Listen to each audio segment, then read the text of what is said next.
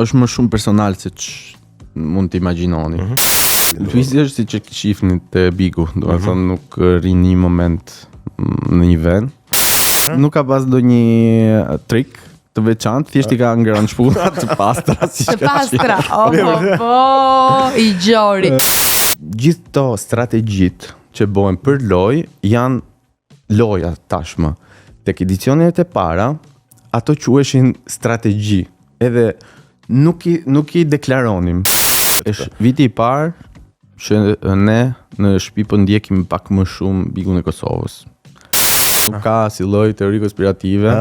Në produksioni nuk të detyron të bësh asgjë dhe s'ka një narrativ të fshet. Kinotekën sot, drita në çdo skenë, 120 minuta mendime që s'len, nga filmit të libri, magjia që bashkon. Kinotekën sot, aty kultura këndon. Përshëndetje miq të Kinotekës, mirë se erdhët edhe në këtë të mërkur ku ne do të jemi së bashku në një episod ku patjetër kemi shumë surpriza për të ndarë. Dhe kur them surpriza, janë surpriza të vërteta për cilat jam e bindur se cili prej jush ka pritur gjatë. Si gjithmonë në studio me kolegun Egon Loli. Përshëndetje. Përshëndetje Viola, përshëndetje të gjithë ju miq të Radio Sol dhe të Kinotek në Sol që na ndiqni. Si zakonisht unë ju pyet si keni kaluar këtë ditë pune, jeni duke u kthyer tani në shtëpi. Shpresoj që së bashku me ne ta lehtësoni sadopak atë trafikun e mundimshëm të pasdites në Tiranë. Unë shpresoj që të keni qenë mirë. Ne sot do flasim për diçka shumë interesante e cila po vjen. Po çfarë po vjen Viola? Po vjen një nga filmat më të shumëpritur të vitit 2026, ka filluar të zjej që nga 2025, tani është gati, po del nga furra edhe për pak ditë publiku shqiptar do ketë mundësi ta shoh, po jo vetëm për filmin, ne do flasim mbi të gjitha për një nga personazhet kryesore që qëndron pas tij si regjisor në këtë rast, Bjordi Mezini me ne në Kinotekën. Përshëndetje Bjordi, mirë se na erdhe. Mirë se u gjeta, faleminderit për ftesën. Po si e? Mirë, pak I lodhur, por mirë. Okej, si ke pasur raportet me gjumin këto kohë të fundit? Shumë të këqija. shumë të këqija, por s'ka problem. Megjithatë, ndonjëherë gjumin e sakrifikojmë për ëndrat e bukura që bëhen në realitet. Ndihesh pak produktiv, pa çka lodhjes? Po, unë kështu funksionoj, pa gjumë. Më pak flej, më shumë prodhoj. Se si prodhoj, pastaj nuk e di. Po sepse unë e them shpesh kemi një jetë të tërë të mbetur pas për tjetër, kështu që le të jemi produktiv për sa kohë. Kam flejt gjithmonë pak në jetën time. 5 orë gjys, 6 orë kam, por goca mi ka heqë edhe ato pak orë që jam mësuar të flija, kështu që është detyrë e vështirë prindërimi. Egonin e kam pyetur, po pres një përgjigje edhe nga ty. Egon, është e vështirë. Është e vështirë fizikisht, po pak të sprovon se kjo orare që nuk jem mësuar për fizikun është një provë e fort, por e harron, është ajo shpreha që thonë gjithë prindrit, e harron këtë lodhjen, ke një farë satisfaksioni pastaj kur shef fëmin tënd që të bën të harrosh, por që të shkatron. Sa I sinqert që këtu nuk e shmang të do. Edhe mua më pëlqen njerëzit e sinqert në fakt që nuk. Se të njëjtën gjë mendon edhe ti apo jo?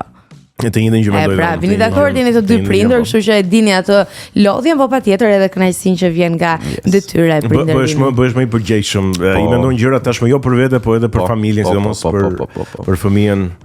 Ne Bjordin si personazh kemi njohur që kur ishte shumë I ri, në fakt me pjesëmarrjen e tij në një reality show në Shqipëri, edhe se si duket çuditshëm tani kur flet për faza të tjera të jetës me një karrierë të konsoliduar tashmë.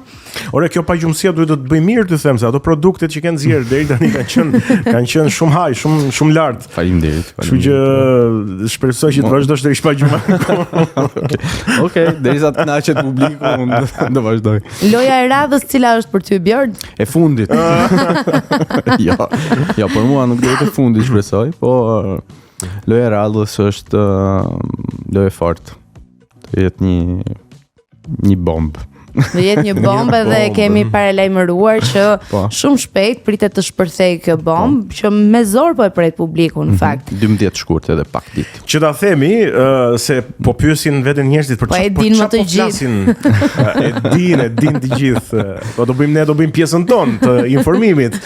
Bëhet fjalë për filmin Loja e fundit, apo jo, një film I cili me promot e shfaqura deri tani, me trailerin ka bërë namin edhe publiku ka përshtypjen që vështirë se do të gjej bileta në vazhdim, apo jo. Është një film I cili ka në qendër të tij dy personazhe shumë të dashur të jetës publike dhe të showbizit, siç është Luiza Illi edhe Chiara Tito. Është një film me skenar të Claudia Brahimajt dhe me regji të Mr. Bjordi Mezinit, që e kemi këtu në studio. Po ka edhe një cast aktorësh të tjerë. Në fakt që unë do kisha kënaqësinë që ti përmendja, të mos ti Po, nëse Goni haron ndonjë, mund ta rikujtosh Bjordi. Ta shohim mirë. Akil Varfi, Po. Besnik Çinari, Po. Eglein Laknori, Po. Drande Xhai, Zhani Ciko, Elona Hyseni, më thuaj të tjerë. Dhe I madhi Gzim Rudi. Dhe Gëzim Rudi. Po. Si ishte puna Shoh, s'kam për harruar dhe këtë jo. film? Si erdhi deri tek zhvillimi I tij? Është histori e gjatë, interesante. Më I gjatë besoj se ditët e xhirimit. Erdhi mua nga pikvështrimi im më erdhi bashkëpunëtoria ime tashmë prej vite që është Claudia, që është skenaristja dhe producentja e filmit, dhe tha një ditë që filmin e radhës do e bëjmë me Luizin dhe me Kiarën. Dhe thash, okay.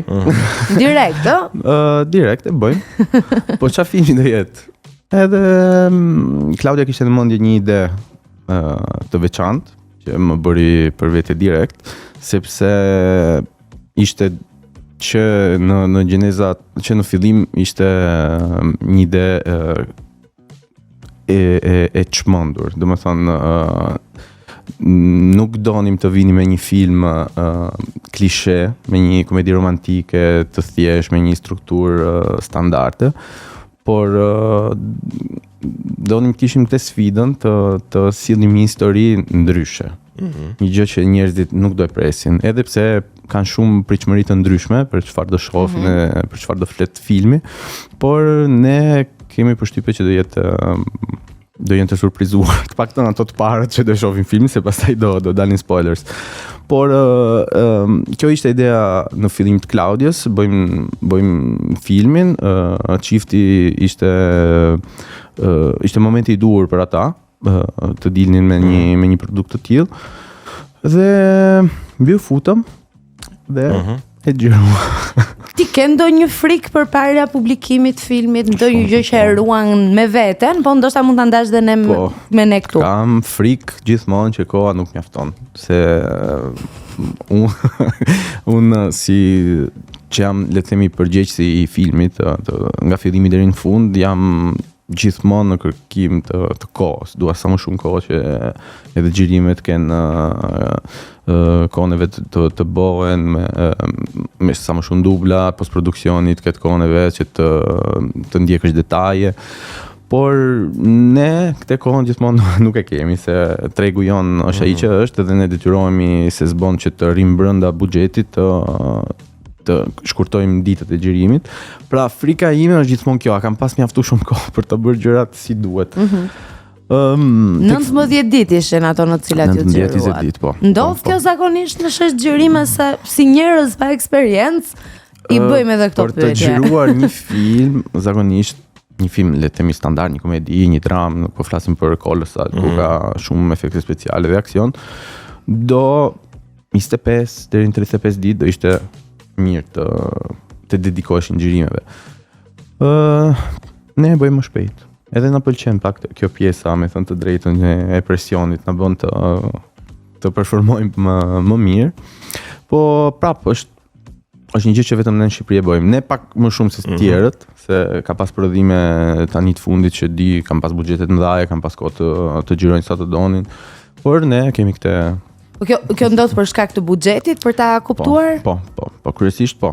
Një ditë xhirimi kushton shumë. Është shumë e shtrenjtë, pajisjet, aktorët, cateringu. Dhe e vetmja mënyrë që ke për të kursyer në buxhet është të shkurtosh ditët. Edhe këtë bëjmë. Si janë me kërkesat për pagesë aktorët shqiptarë? Vërtet jam kurioze tani. Se ne po t'i referojmë rasteve të Hollywoodit gjejmë shifra maramëndse ekstreme, po këtu në Shqipëri çfarë ndodh? Atëherë, duhet të them që për mua në radhë parë asnjë aktor paguhet aq sa meriton këtu. E thënë kjo, duhet marrim edhe parasysh tregun, kështu që është një pyetje e vështirë. Çdo artist që punon me ne, me mua, ka një karrierë të veçantë, edhe janë të gjithë të ndryshëm me kërkesën që kanë për buxhetin, sepse varet edhe nga angazhimet që ato kanë, edhe kompensimin që ato kërkojnë për kohën e tyre. Por ja, përgjigjja ime përfundimtare është që meritojnë më shumë. Gjithë meritojnë më shumë. Patjetër. Por avash do stabilizohet si. Sa do ishte buxheti ideal për ty për të bërë një film? Nëse do ta kishe ti në dorë për shembull, po themi. Varet gjithmonë nga zhanri, por një zhanër, një komedi, le të themi bazike këtu me kostot e Shqipërisë po flasim, që të bëhet unë po flas tani si në ëndër, kisha një mundësi të gjëroj ata. Edhe ne për ëndra po flasim. Le të themi kesh 250-300.000 euro. Kam përshtypjen që është pak, pra. Është pak, por unë jam realist, domethënë unë e di që me këto kosto që kemi në Shqipëri nuk të duhet më shumë për një komedi po flas, për një komedi ose një dramë ku nuk ke shumë shpenzime teknike. Pastaj nuk dalin kur lekë. Po sigurisht, dhe pastaj limiti është qielli, po themi, ka filma që janë tmerrsisht të shtrenjtë. Nuk dua të fluturoj kështu, them që një bazë do të ishte një 300 që për prodhim. Gjë që nuk ndodh shpesh. Ndonjë film këtu edhe mund ta ketë arritur atë shifrën, por është shumë e vështirë të gjesh sponsorizime, është e vështirë të rikthe, të rimarrësh fitimin, se ti edhe mund të gjesh lekët për ta prodhuar, por një film quhet i suksesshëm nëse ti e merr mbrapsh të kthehet në bileta, dhe kjo është problemi jon kryesor, se unë dua të kuptoj çfarë i bin sponsorët, po themi kur shkon edhe u flet, po themi për filmin edhe që kërkon sponsorizim. Unë nuk jam pjesë asnjëherë e kërkimit të sponsorët, është pjesë e producentëve që e bëjnë këtë gjë dhe të agentëve të marketingut. Por di që ato bëjnë një propozim, i propozojnë reklamimin e produktit ose të firmës tyre tek filmi në një mënyrë që ne mundohemi e di pse të pyes, sepse duhet të kuptoj si funksionon tregu i sponsorizimit të filmave prandaj. Zakonisht kështu funksionon. I prezanton projektin, i thua kanë këtë hapësirë, kjo hapësirë kushton kaq, kjo tjetra kushton aq, kështu që kush ka interes, zakonisht bizneset gjithë kanë një buxhet i dedikuar për marketing. Jo, ajo që unë doja të kuptoja është çfarë mendon ti si regjisor se i bind sponsorët. Pra i bind skenari, emrat. Zakonisht është emri i personazhit. Prandaj doja të të pyesja. Emri i personazhit është gjëja e parë që ata duan të dinë kur fusin, se t'japin de facto të bëjnë të mundur realizimin e filmit. Duan personazhe të dashur për ata, që e dinë që mund të kenë një farë rezonance mediatike, dhe ose pastaj edhe fama që ti ke. Ne për shembull kemi punuar me disa sponsorë në projekte të kaluar që kanë mbetur të kënaqur, edhe tashmë thjesht duan të dinë sa që është punë e vështirë ajo e vendosjes së produktit në një produksion kinematografik. Ja, do na e thot si regjisor që je do na e shpjegosh si bëhet. Në një nga filmat përpara ti që do shohim shumë shpejt, një nga gjërat që kam vlerësuar edhe ta kam thënë edhe ty Egon, ka qenë mënyra se si produkti ishte vendosur. Pra, ti nuk e dalloje që aty në fakt po bëhej marketing, por po thua për film të Bjordit. Po. Luli dhe Goni Lemës. Po ti thuaje se ne kemi pas.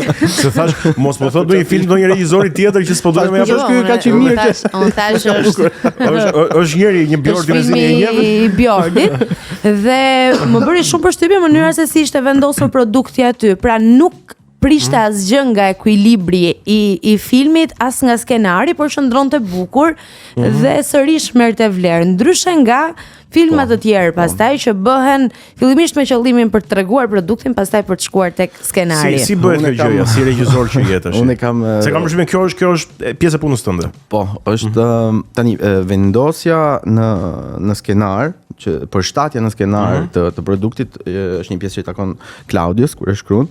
Ajo është ajo që vendos se si mund të futen në mënyrë organike që mos të unë ndonjëherë po jap sugjerime këtë mund ta fusim shumë kollaj këtu, mund ta fusim shumë kollaj aty, por e mendojmë, le të themi bashkë edhe këto dy prodhimet e fundit kemi arritur të krijojmë një besueshmëri tek klienti dhe ato e din tashmë që produkti do futet mirë, nuk ka nevojë të egzagerohet, nuk ka nevojë të përflitet. Kjo është shumë e rëndësishme në fakt. Ne kemi pasur një eksperiencë tjetër që ishte Hoti për shembull, që jo që se kemi menaxhuar, por Hoti ka qenë një serial shumë i kushtueshëm. Kemi pasur një 10 veta, 10 aktorë edhe më shumë që ishin top në atë kohë, kishin shumë shpenzime, domethënë 40 digjërimi, 10 seri, shumë lokacione dhe detyrimisht duhet kishim shumë sponsora. Kur unë shkruajta pilotin e serialit, e kisha parashikuar pak a shumë këtë gjë para ca vitesh edhe thash, okay, që mos të dalim shumë mos bëhemi shumë bajat tek njerëzit, e ambientova serialin në një agjenci reklamash. E thash, okay, të paktën do kemi mundësi të fusim sa më shumë produkte. Çfarë do të thënë kjo e ambientove serialin në agjenci, se nuk e kuptova. Hoti flet për një regjisor që punon në një agjenci reklamash. Po. Edhe unë tash, okay, sponsor që do kemi mund t'i fusim tamam si ti integrosh aty, po themi. Klient të agjencisë të personazhit ton. Mirë po, edhe ajo nuk mjaftoi një farpike, se kemi pas kaq shumë sa që do na doli pak më shumë nga na rëshkiti pak nga duart të punës sponsorë. Po që është ndodhë. Dhe mësuam, këtu desha me dalë, që mësuam që okay, duhet me bë mirë ne që duhet bëjmë kompromis për të futur sponsorin, po duhet edhe sponsorit të kuptoj që jo gjitha mënyrat janë të mira për produktin. Që do thotë që i lat sponsorëve më shumë, po them, dorë të lirë se ç'duhet. Shumë, po, ishin ja akomoduan më shumë se ç'duhet kërkesat e tyre. Edhe e kanë shtrënguar duart. Regjizori amun edhe ajo do futet në planin që unë mendoj. Se e kemi ne është zakon shqiptar, është kënga sa më kam kuptuar që edhe ata që nuk janë profesionistë të një fushë japin mënyrat e duhura se si fiton kompetencë nëse jep lekët. Ke të drejtën që kush ka lekët ka pushtetin. Po jo, në fakt se profesionisti ish këtu, e kupton. Po, është një gjë që të duket shumë fillim, por edhe të dëmton, se nëse pretendon që produkti jot të futet në një mënyrë shumë agresive, mund të krijosh edhe efektin e kundërt. Efektin e kundërt, në fakt. Prish filmin, prish edhe imazhin e produktit. Pra tek filmi i parë patëm fat që sponsorat kanë qenë të mrekullueshëm, domethënë nuk na krijuan asnjë lloj problemi. I implementuam aty ku menduam që nuk dëmtonin imazhin, as dramaturgjinë, as narrativën e filmit. Dhe po, edhe kësaj radhe besoj që jemi mirë me sponsora, nuk në fakt po, sepse ti më thej që sponsorat gjëja e parë që të rigjen është emri. Dhe besoj që bëu emrin e Luizit. Jo, jemi mirë jemi mirë që kemi shumë sponsor. Jemi mirë që ju kanë dëgjuar sponsorat. I kemi vendosur i keni akomoduar sponsorat. Por megjithatë besoj që sponsorat kanë qenë dashamirë, sepse po the emrin e Luizit, ai tërheq. Duhet me pyet Claudion këtu, nuk e di se sa janë tërheq nga Luizi, ato kanë bërë takime të duara. Po pati një kohë. Besoj po. Besoj që po. Ka një perceptim që Luizi është një personazh shumë simpatik. Se e duan nga shumë Luizi njerëzit, o Bjordi? Të paktën në mendimin tënd sa. Luizi erdhi në një moment ku njerëzit nuk e prisnin para punës, një personazh të tillë. I mbushi përditshmërinë publikut shqiptar me spektaklin që ai bëri aty brenda. I tregoj publikut një mënyrë tjetër për ta përjetuar atë format, i tregoj që mund ta pasionohen në mënyrë të ndryshëm dhe është e interesante, me thënë drejtën, se diçka ka ndodhur tek mendja e njerëzve që i ka është futur ka lidhur fijet në një mënyrë të tillë që i mban tash. Nëse kur tek i ka lidhur fijet thash se ka bën ndonjë magji aty nga fiet. Jo. E dun dhe Kiarën shumë. Shumë. Si janë ata në sheshgjërim, si ishin praktik? Luizi është Si është punosh me Luizin? Luizi është si që shifni të Bigu, do të thonë nuk rrin një moment në një vend, është hiperaktiv, është në çdo moment do të krijoj, do të bëj diçka, ta bëjmë kështu, e bëjmë këtë, e bëjmë atë. Ka një si thuhet ka një nevojë për të entertain, si thuhet, për të zbavitur. Për të zbavitur njerëzit. Domethënë ka primaren që ti maj njerëzit me buzëqeshje. Domethënë edhe kjo është një gjë shumë pozitive te ti, por mua që jam 12 orë, 14 orë i përqendruar tek xhirimi, ndonjëherë më duhet që ti them Luiz, lutem përqendro këtu se duhet lënë bashkëletën se nuk do xhirojmë skenën. Por jo, s'ka ide ta marroj, po është edhe kjo pjesë e bukur e karakterit të tij, është prandaj është i veçantë, se bën njeriu atë që bën ai që është gjithë kohës në Po kam përshtypjen që ai duhet të jetë edhe, po them, karakteri i vështirë gjithashtu, sepse është tërheq shumë nga vetja, po themi, Viola. Tani Bjordi e një në 2 rrethana, se ka qenë. Po, në fakt po. Kanë qenë edhe bashkëjetues në Big Brother, kanë qenë edhe në sheshgjërim tani. Në këtë rast ai aktor, Bjordi regjisor. Tani tek eksperjenca e parë, unë e përjetova Luizin në mënyrë pasive, le të themi, se lindi fenomeni pasi u futa unë brenda, nuk mëra vesh shumë mirë se çfarë ndodhte jashtë, edhe fiks në atë javë që u futa unë ndodhi çfarë ndodhi dhe aty brenda unë sigurisht pasova Luizin si personazh, domethënë e përjetova nga jashtë, domethënë këtu ishte një eksperiencë ku unë do më duhet ta drejtoja, domethënë pra se di, eksperjenca e dytë ka qenë më e mirë sepse ishim te kisha ime. Tek eksperjenca e parë ke vetja. Ishte më e thjeshtë ta menaxhoje, po them tek pjesa e dytë. Po, e thjeshtë është, nuk ka nevojë ta menaxhosh Luizin se nuk është Jo, shiko, detyra e një regjisor, shiko, ka se ne e dim shumë mirë. Ta drejtosh, po. Okej, që të përdorim një fjalë korrekte. Ideja është që ne e dim shumë mirë që edhe jashtë, sidomos në atje ku ka industri të madhe kinematografike, aktorët e mëdhenj janë edhe të vështirë për të menaxhuar, më nuk është ndonjë tabu kjo. Po. Unë tash për sa i përket punës si aktor, nuk ka qenë shumë e vështirë sepse ka qenë shumë i bindur, domethënë e dinte skenën si duhet ta bënte, e dinte skenarin.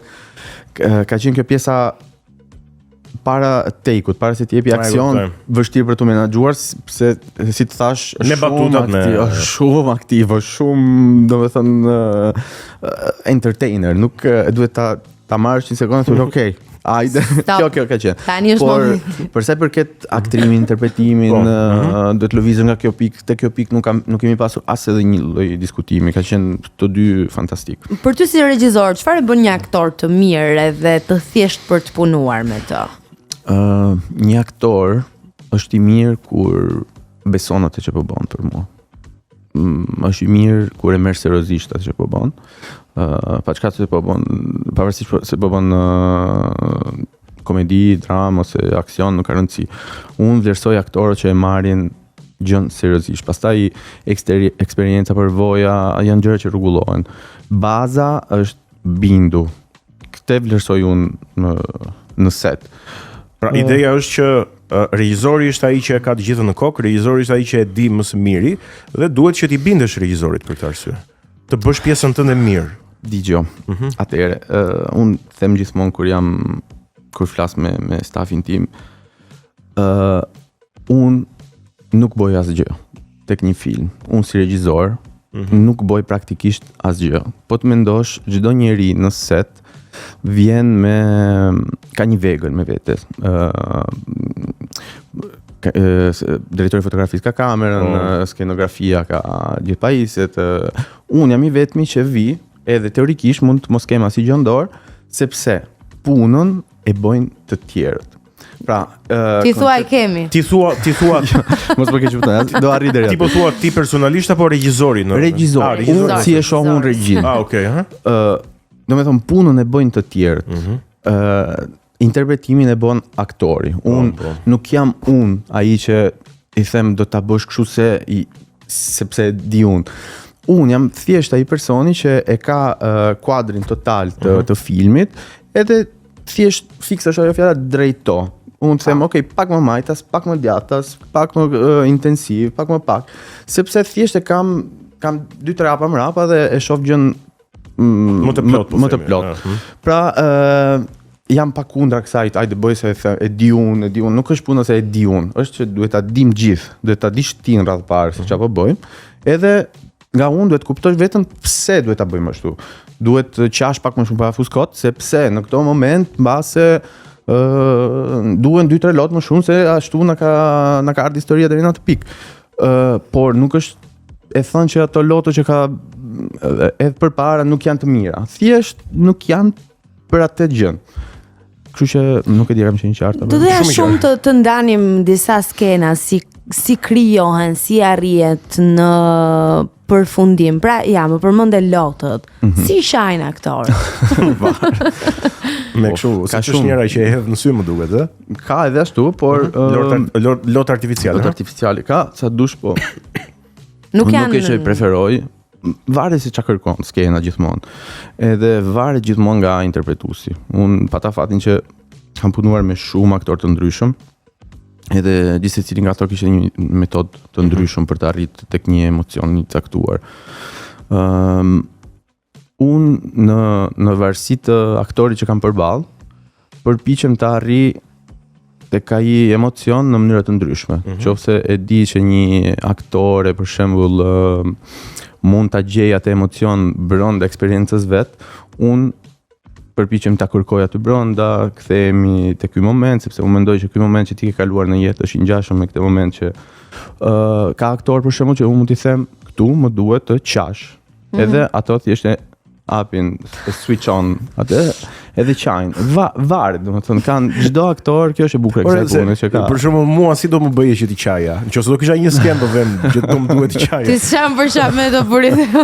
Do më duhet të njihem pak më shumë. Është dhe ky proces po themi. Po, nëse ti nuk je aktor profesionist, edhe unë nuk e di se si atëherë do më duhet të kërkoj tek pjesa jote personale të karakterit tënd. Okej. Edhe nëse gjej një gjë që e shoh që ti mund të ta afroj tek ajo ndjenja, unë aty do përpiqem të gërmoj. Që do të thotë që duhet krijosh edhe një farë marrëdhënie po themi me aktorin. Pra nuk është thjesht për skena të caktuara thjesht hajde xhiro dhe ik. Jo. Kjo është shumë interesante. Kjo do bën gati psikolog në një farë mënyre. Aktrimi është shfaqja e një emocionit që e duhet ta krijosh nga hiçi. Emocionet vijnë nga psikja, nga zemra jonë edhe sigurisht që do psikologji për të arritur deri Po aty. këto skenat për shembull që dy njerëz rrifen me njëri tjetrin, pa u vrar, pa pasur dëmtime, efekti i grushtit për shembull. Ka dalë ndonjë situatë jashtë kontrollit. Te ky filmi nuk kemi patur shumë zën ka me grushta. Akili ka ngrënë shumë shpulla. Shumë. Nuk e di se sa ka duruar. Mund të ndajmë pak për personazhin e Akilit. Edhe të na tregosh si janë realizuar këto skenat e grushtave e shpullave. Te ta them direkt se nuk ka pas ndonjë trik të veçantë, thjesht i ka ngrënë shpullat të pastra siç të pastra. I gjori. Dhe ka duruar edhe një.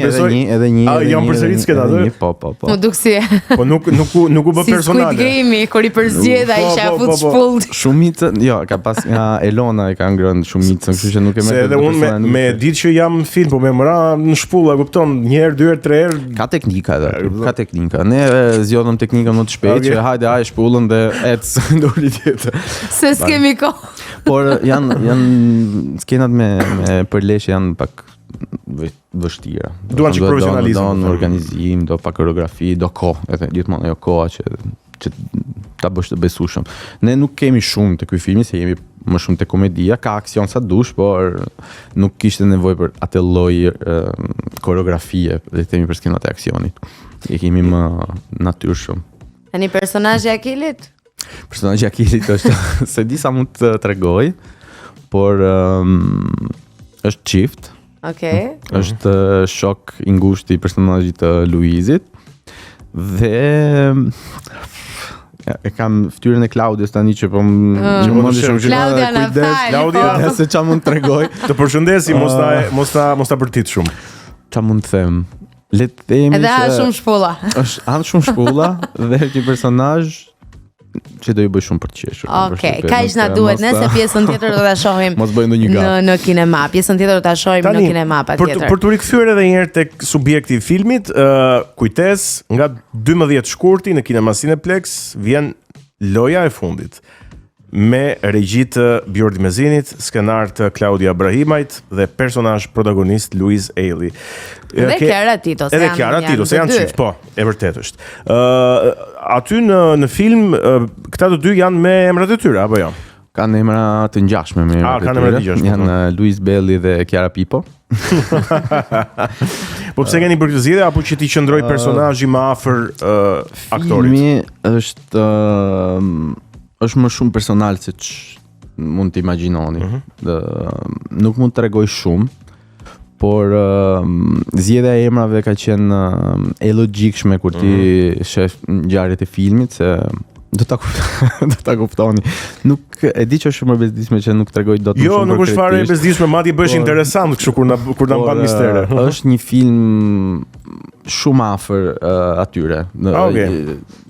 Personalisht, le të themi, dhe është zgjedhja e emrave është thjesht koherente me çfarë do shihni. Tani që ta dish Viola, Luizi, një këngëtar i harruar, ja një element biografik, bëhet papritur i famshëm brenda ditës dhe gjithë Shqipëria të shmendet. Edhe këtu ka shumë afërsi, po themi, me biografinë e tij.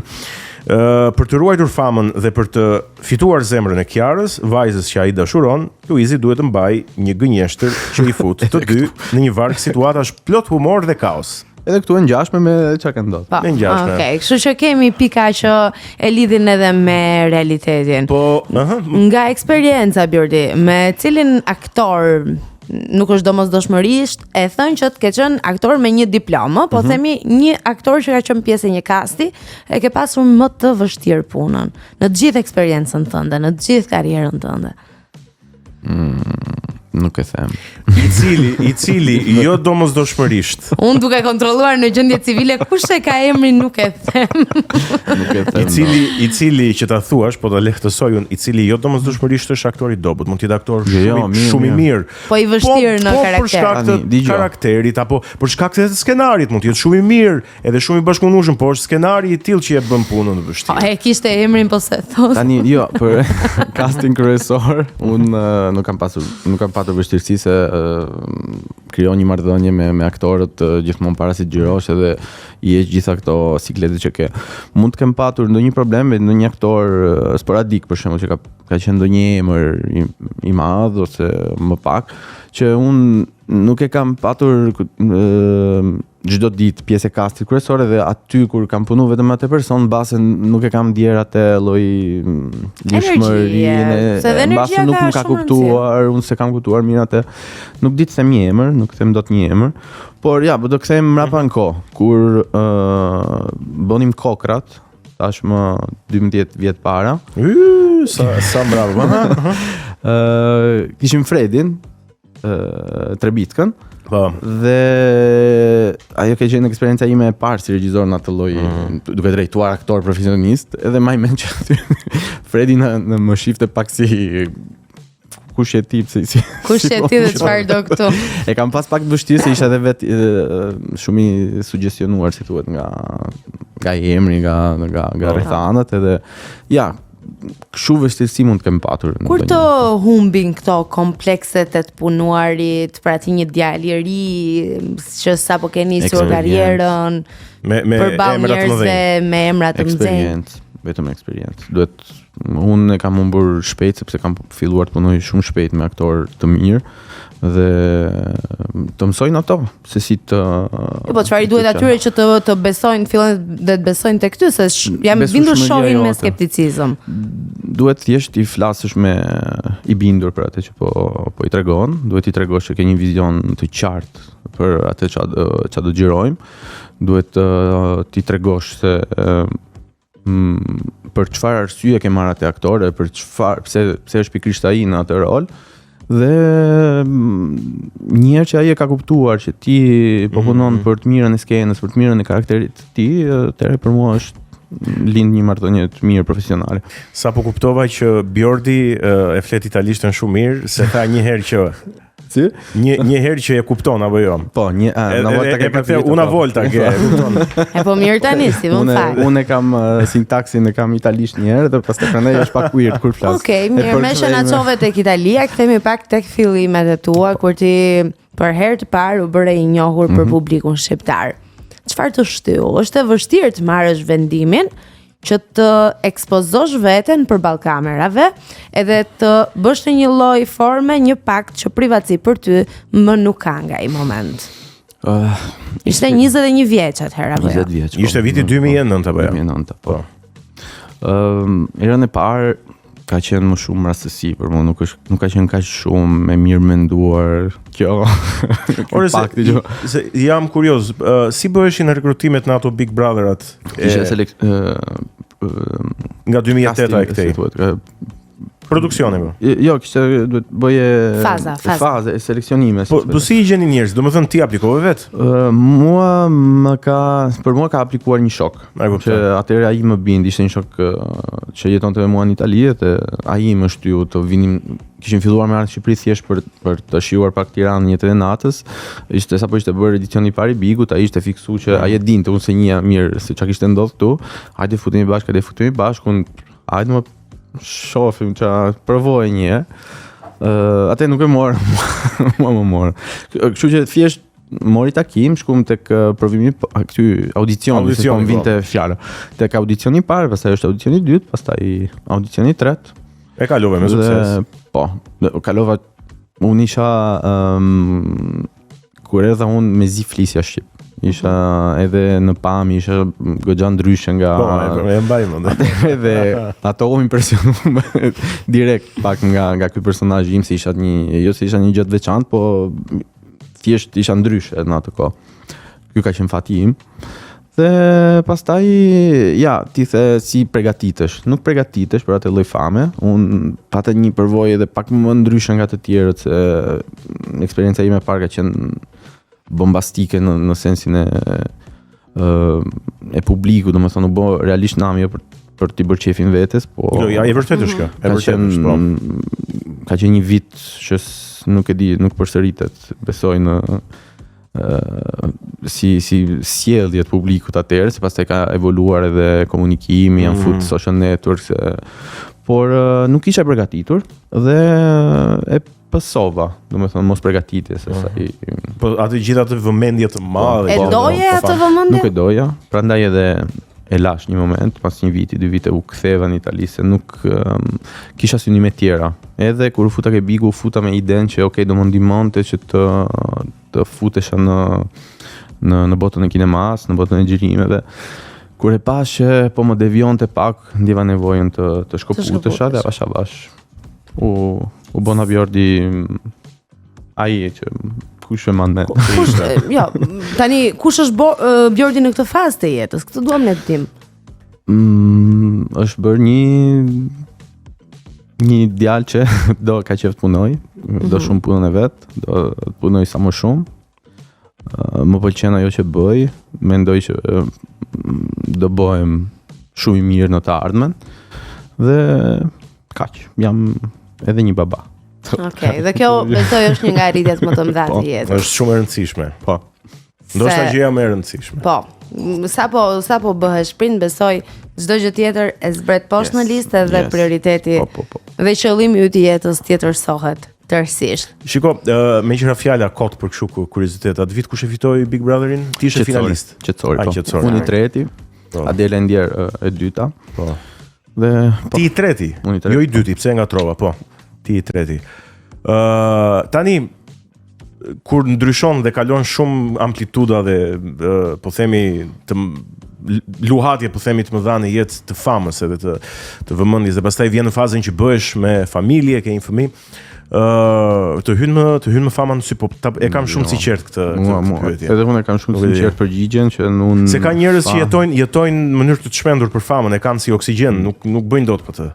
Unë e kam përjetuar këtë famën këtu që në fillim, do me thonë, kam marrë maksimumin. Pra, nuk do të flas për veten, po flas për një gjë të kaluar, se jo për t'i dhënë merita vetes. Jo, vërtet Atëre, si është. fama për ne ka qenë reale, do me thonë, kishim njerëz që realisht merrnin mundimin të vinin po shtëpisë tonë, rinin, prisnin, takonin, donin me bë foto, donin autografe, kishte një fanbase reale që të prekte në përditshmëri. Dhe unë nuk më kam mbushur kur kjo gjë, nuk më ka dhënë asnjëherë. Domethënë dashuria e njerëzve është një gjë shumë e mirë, por unë mendoj që fama është privatësia. Mua më pëlqen privatësia, për një person që ka bërë 2 herë Big Brother është e di që pak e çuditshme por kamerat aty i përjeton në mënyrë të ndryshme. Ja, kjo nuk më pëlqen, që i kam këtu përballë kompleksohen. Por nëse do ishte kamera aty që të mos e merri vesh, po themi. Për mua fama është diçka që duhet ta fitosh me diçka që duhet që bën, jo me çka je. Ajo është popularitet. Okej. Pra, unë kam dashur mbase famë me punë, kam kërkuar atëherë doja që njerëzit më vlerësonin për atë që unë doja të bëja, që s'po e bëja dot, prandaj unë edhe e përjetova keq. Që të duan njerëzit për atë që je, thu, okay, nuk kam bërë asgjë. Okej, se në fund betem biri i një nëne dhe një babe, po nuk mund të mjaftoj kaq për të më dashur. Dhe unë vërej që të paktën vitet e fundit në Shqipëri edhe kudo në botë kam përshtypjen, i ka ndryshuar shumë koncepti. Njerëzit nuk të duan më se ti bën diçka të veçantë. Njerëzit të duan se ti ke një kanal tëndi në rrjete sociale, kalon gjithë kohën aty dhe ti je zyrtarisht e famshme, ti je zyrtarisht një njerëz që mund të marr hapësira më shumë se sa dikush tjetër i cili ka një bazë studimore apo ka një produkt, ka një produkt për të. Ka një produkt që është, po themi, është i dallueshëm nga vetja. Ka bërë një gjë, po themi. Edhe është bërë pak problem kjo. Problem është nuk është problem për ata që nuk ka më filtra. Tani nëse publiku do këtë lloj gjëje, atëherë domethënë që është e drejtë që do ja japim këtë gjë. Nuk i detyrojmë dot njerëzit që të duan një kategori të caktuar.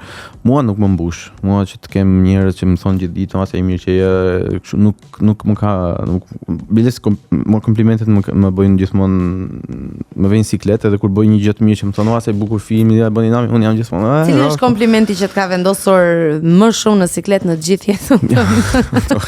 Nuk e di. Po që s'më bëjnë kaq shumë komplimente. Ta kanë mësuar atë natyrën edhe. Jo, ja, më thonë që je shumë i sjellshëm. Jo, je edukuar. Nuk e di, më bëjnë komplimente të tilla që djali mirë, po këto janë cilësi që njeriu duhet i ketë, po me sa duket. Unë nuk bëj asgjë për ta bërë, jam thjesht i sjellshëm, se është natyra ime. Ajo që unë dua të kuptoj është që ky dallimi e vurere nga Big Brother i parë që ke qenë tek Big Brother i dytë pas 12 apo 13 vitesh, diferencë? Po, domethënë ka qenë është shumë interesante kjo gjë, se unë jam futur pavarësisht moshës, se kam qenë 20 vjeç, kisha energji tjetër edhe boja gjëra të tjera, por për sa i përket karakterit dhe qasjes ishte njësoj. Pra unë isha një djalë që erën e parë donte të tregonte në mënyrë indirekte, se nuk është e doja ta bëja, por tregonte karakterin e tij, inteligjencën nëse kisha, dhe erën e dytë unë mendova të njëjtën gjë, që ajde futu me çfarë ke, që është vetja jote. Është interesante sepse formati ndër vite ka ndryshuar dhe aty e pash që okay, nuk është më e njëjta lojë, nuk është më, domethënë nuk mjafton. Ose thjesht nuk je ti më i njëjti. Jo, edhe po them, unë mendoj se isha i njëjtë, si isha i njëjtë. Njeriu me moshën sikur fillon dhe kompleksohet, sikur Po sigurisht, nuk isha i lirshëm si që isha erën e parë, por dua të them që ka ndryshuar formati dhe nuk ka më vend për personazhe si unë. Atëherë, siç isha unë atëherë. Njerëzit tani nuk ngopen më me këtë lloj dinamika, duan gjëra më të shpejta, duan njerëz që janë pak më paturp, më thonë zot, që të bëjnë sa më shumë situata të ndryshme, të provokojnë, gjë që unë nuk e bëja dot, edhe që të rim pak këtu se jam vërtet shumë i interesuar ta kuptoj këtë dallimin, që ti e ke prekur nga brenda Herë e parë, herë e dytë, po besoj se je përpjekur ta lexosh pak edhe kur ke dalë jashtë pastaj. Domethënë loja e vipave ndryshon besoj nga loja e njerëzve të zakonshëm. Ç'a ndodhte kur ke bigët e parë, ishte një shtëpi që njerëzit do krijonin marrëdhënie. Nga marrëdhëniet dilnin situata. Po. Pra, ne të dy jemi shok, ti ke një keq kuptim me shokun tjetër, atëre unë themi fjalë, domethënë krijojnë dinamika njerëzore, le të themi normale. Dhe nga këto dinamika pastaj e merr ndor loja në situatën edhe futet pastaj del njëri del tjetri. Kurse tani futen direkt te loja. Domethënë nuk ekziston, nuk ka më një bazë njerëzore, por është të paktën çapo shoh këtë fundit, edhe ka fajin Luizi për këtë gjë më shumë se ka introduce ai këtë tip gjëje. Është harruar pak kjo pjesa njerëzore të personazheve të Bigu edhe Po pse vjen kjo? Përveç faktit që Luizi e ka ndryshuar dinamikën asaj loje patjetër, po ta heqim një anë. Vjen sepse ndoshta këta personazhe duke qenë se janë vipa njifen. Pra nuk ka nevojë të prezantohen. Unë me Bjordin se unë e di kush është Bjordi, është regjisor i famshëm, Bjordi e di kush jam unë, kështu që çfarë do prezantohemi ne aty? Kjo duhet ishte e vërtet, po nuk është e vërtet, sepse çdo personazh që ne po shohim këto vitet e fundit na surprizon. Shohim një këngëtar që e dinim si një person mbase i qetë, kështu tani futet aty brenda bën gjëra që si kishim imagjinuar kurrë. Pra për mua duhet ishte ashtu që hajde ta njohim këtë vipin më shumë se që do të njihnim një person normal, po nuk e bëjmë. E shohim atë vipin vetëm si strateg. Ktu duhet të bëj një shembull shumë konkret që ta kuptosh. Tek edicionet e para të Bigut, këto dinamikat, këto situata që krijohen tani, jo do nominoj filanin, të bëjmë këtë grupin, gjithë to strategjit që bëhen për lojë janë loja tashmë. Tek edicionet e para, ato quheshin strategji, edhe nuk i deklaronim. Kupton çfarë do të them? E kuptoj. Ishte këto situata thoni mos ke bërë ti strategji, mos ka qenë strategji kjo gjë që ke bërë ti. E kupton çfarë do të them? Tani nuk është çdoganuar kjo puna e strategjisë. Tani është strategjia dhe po na doli koha ndjerim edhe pak nga karakteri jon. E kuptoj. E ndërkohë që ishte ndryshe, ishte e kundërta. Tani, po të ktheheshe pas në ato vite, do kishe bërë një soj me jetën tënde, do kishe futur në një reality show, do kishe pranuar këto kostot e publikimit të çdo detaj të jetës private, të kthyerit të gjitha ngjarjeve që të ndodhin në sensacion publike. Titull lajmesh. Është pak triki kjo pyetja, sepse po të më pyesë para një vit e gjysmë, mund të thoja 10 përgjigje të ndryshme, do të thoja mbase do kthehesha në vitin filan edhe do ndryshoja këtë gjën, do kthehesha një moment tjetër jetës time do ndryshoja këtë gjën, por tani që kam një vajzë, sa herë mendoj që kthehem mbrapa në kohë dhe them çfarë do të bëja ndryshe, kujtohem që çfarë lloj gjëje që kam bërë deri tani, gjithë ato gjërat më kanë sjell vajzën sot. Pra, unë qoftë hipotetikisht kthehem mbrapa në kohë, ndryshoj një gjë të vogël, s'do kisha këtë gjën që kam sot edhe pra nuk jam i detyruar mos të ndryshoj asnjë gjë. Okej, më pëlqen. Interesant është po ta mendosh që të gjitha e marrin kuptimin në fund të ditës. Sa do të vështira mund të tingëllojnë në një moment apo në një tjetër. Na kanë sjell ku jemi sot, kështu që se mua s'më ndahet shpirti nga Bigu. Vazhdo. Aty do rim, është edhe momenti. Është edhe momenti. E me që është momenti, si po duket ky Bigu i këtij viti? Ne po duhesh edhe i krahasojmë. Ke ndonjë personazh preferuar në Shqipëri me atë të Kosovës, nëse nuk e di kë ndjek më shumë, ke ndonjë personazh preferuar tek këto dy, nuk e di tash, ti e di vetë. Është viti i parë që ne në shtëpi po ndjekim pak më shumë Bigun e Kosovës. Dhe nuk je i vetmi që më thua këtë. Pikërisht për këtë arsye që thash deri tani. aty Po e shef Të Jordi paktën se do këtë- bëjmë ndonjë film për atë. Dhe Bora filloi të ftohtimit. se kemi Alba është fiksimi i këtyre javëve që shtëpia anë është e fiksuar ke çfarë me Albën vetëm atë shef një ditë.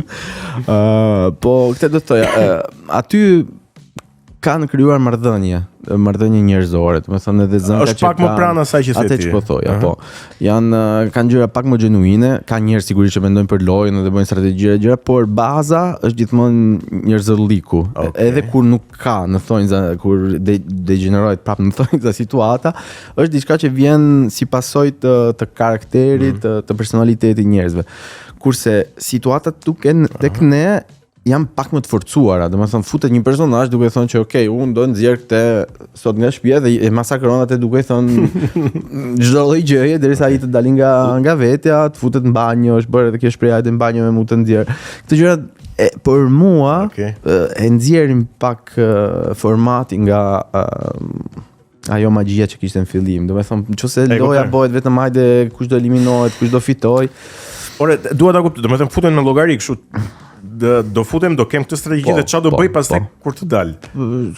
Në bazë unë se bëj dot atë gjën, prandaj nuk e koncentroj. Tash unë dua të kuptoj një gjë. Këta personazhe që futen dhe siç the ti transformohen aty brenda si njohim, ore, është ky këngëtari ose ky aktori apo ç'a është ky që po na shfaqet, na çuditi. Kishte thonë një llaf 20 vjet tani bëhet si strateg. Pikërisht. Tani këto janë aktrimi i sforcuar ose jo i sforcuar, po aktrim apo është ajo teoria konspirative e skenarit, produksionit që u flet në vesh çfarë mirë për gjithmonë, nuk ka si lloj teori konspirative. Produksioni nuk të detyron të bësh asnjë gjë dhe s'ka një narrativ të fshet. Okej, e sqaruam këtë. Çfarë bën produksioni, autorët, bigu le të themi, është të tregoj situata, histori të ndryshme. Pra, nuk them që e forcon situatën që të ndodhi diçka, por ndihmon narrativën. Prandaj ndonjëherë na duket sikur jo po e kanë bërë Kastile, jo por thjesht është detyra e tyre të tregojnë histori të ndryshme dhe do autorësi edhe ajo gjëja, edhe pse baza është genuine, është.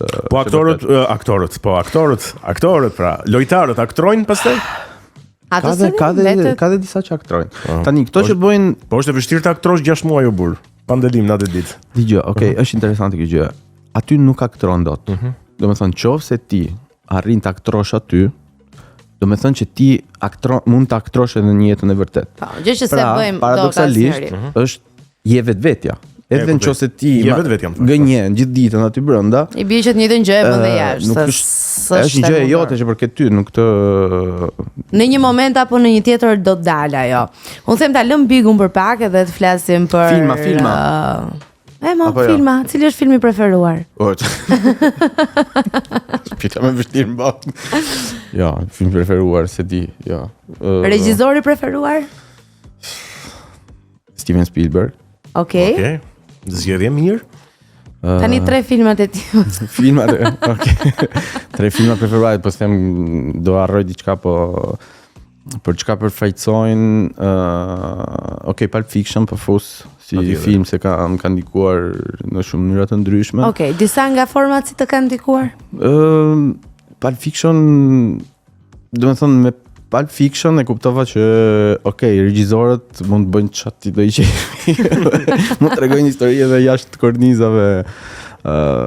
Mendoj se është brillant, edhe pse kam më pak simpati për Tarantino këto kohët e fundit me gjithë punën e Izraelit, po mos i futemi aty muhabeti. Interesante, po pse çka ka ndodhur se s'kam ndjekur.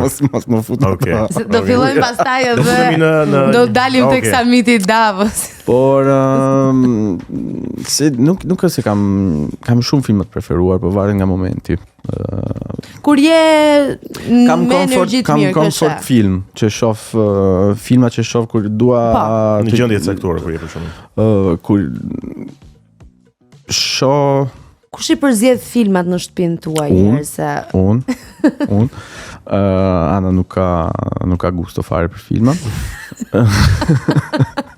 Dhe që kemi shumë kohë pa parë një film nga fillimi deri në fund. Po Do ta ftojmë ndonjëherë këtu në podcast, do të nxjerr Bojën me kaq sa shumë. Ana zgjedh reality shows janë televizioni është janë. Okej. Ndoshta jo. Po kalojmë. Jo, filmi preferuar do ngecim këtu një vit se më duket sikur ja i bëj një dëm atij tjetrit. Ke të drejtë në fakt, se je dhe regjisor dhe ke ndjeshmëri të lartë në këtë pjesë. Do dëgjojmë ndonjë muzikë ne përpara se të do dëgjojmë muzikë, po. Cila është kënga jote preferuar? që të rim këtu do. Atëherë, në këtë moment me që edhe ka dalë traileri, jam i fiksuar me It's a Sin nga Years and Years dhe Elton John, versioni i tyre.